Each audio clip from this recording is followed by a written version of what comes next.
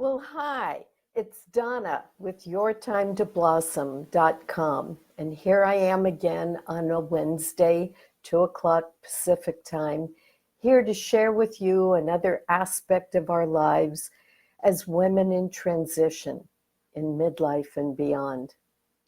And over the past week, I've had a series of synchronicities that led me to address a topic this afternoon I wouldn't have thought of.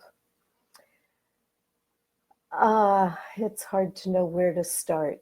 I got a phone call on Sunday afternoon, and you know how on your phones, if someone is in your contact list and they phone you, their name shows up on your phone. Well, that happened to me on Sunday afternoon. A neighbor friend of mine seemingly called me. So I answered the phone, not quite sure what that was all about because we don't talk to each other all that often. And I could tell the voice on the other end of the line wasn't hers, just in the hello. And her name was Lynn. I said, Lynn?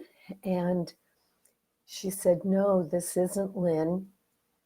This is a good friend of hers. Are you sitting down?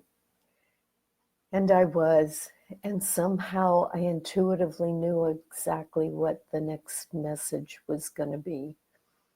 Come to find, Lynn had been visiting her daughter out of town and had died unexpectedly the day before of what we think was a heart attack. I was speechless, and those of you who know me know that that's pretty rare. I really didn't know what to do with myself, how to handle it, what next, and that sort of thing. And I had the presence of mind to share with this woman some other phone numbers and contact people and whatnot, and got off the phone. And Lynn was with me that afternoon. Her presence was very, very tangible.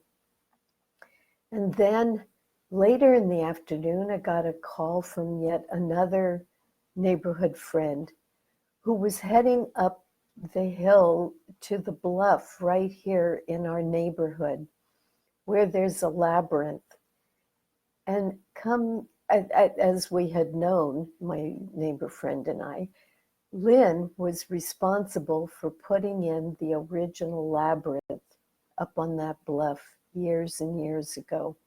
I've walked it many times and have always been grateful to her. And it seems so appropriate to go up there and be with my other neighbor friend, Margaret. And so we ended up sitting on the bench reflecting on what had happened. We sat on this bench. This bluff, if you can picture it, overlooks the entire San Francisco Bay. It's awesome. And we were sitting up there at sunset.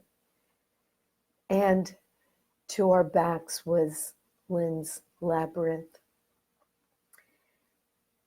And as we were trying to make sense of all of this, what came to me was to look out at this wide expanse before us and to look through as if through a peephole out at the expanse and recognize that this is how we go through life. This is often as much as we see. And yet, when we take the blinders off and look around, there is so much more to life and living than meets the eye. So there we sat on that bench, trying to hold the mystery of Lynn's unexpected and early leave taking. not understanding the whys and the wherefores, huh? But recognizing that somehow this all fell into a much larger picture. And so I share that with you this afternoon. I'm sure most and all of you who are at this time in your life have dealt with this mystery of death. Okay? We're not here forever in this lifetime. And so, interestingly enough, what I will add is that after sitting on the bench, Margaret and I walked the labyrinth. I'm here to say it was a very different walk for me that evening, Sunday evening, only a couple of nights ago.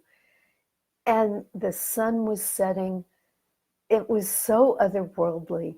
The colors in the sky were so vivid. It was as if Lynn was sending us a message, and who knows what it was exactly.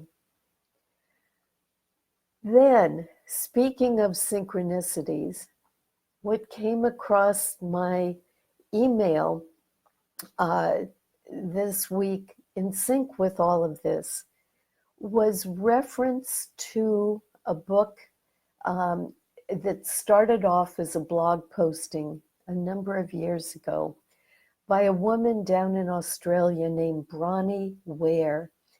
And she was involved with palliative care and sat for long stretches of time with people in their dying as their lives were ending. And she ended up years ago writing a blog post called The Top 5 Regrets of the Dying. And she's written a book about it. And I want to share these with you now in light of the experience I had this week, and for us to each think about these regrets and see what changes need to happen in our lives now so that when we find ourselves at that moment at the end of this lifetime, we don't have these regrets. I'll go through them quickly, but hopefully you can go back and re-listen to this recording and reflect on them individually with more time.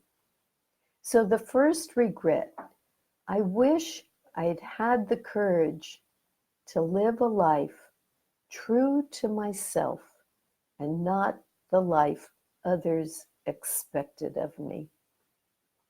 This is a theme we reflect on a lot in these recordings.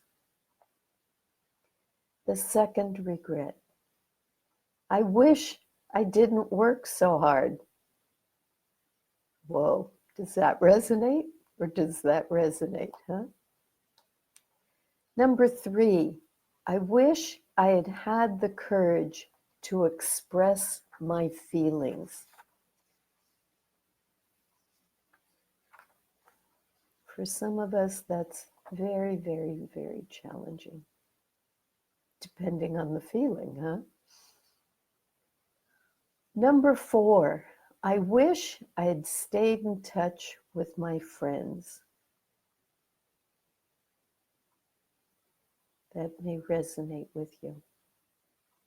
And number 5, I wish I'd let myself be happier.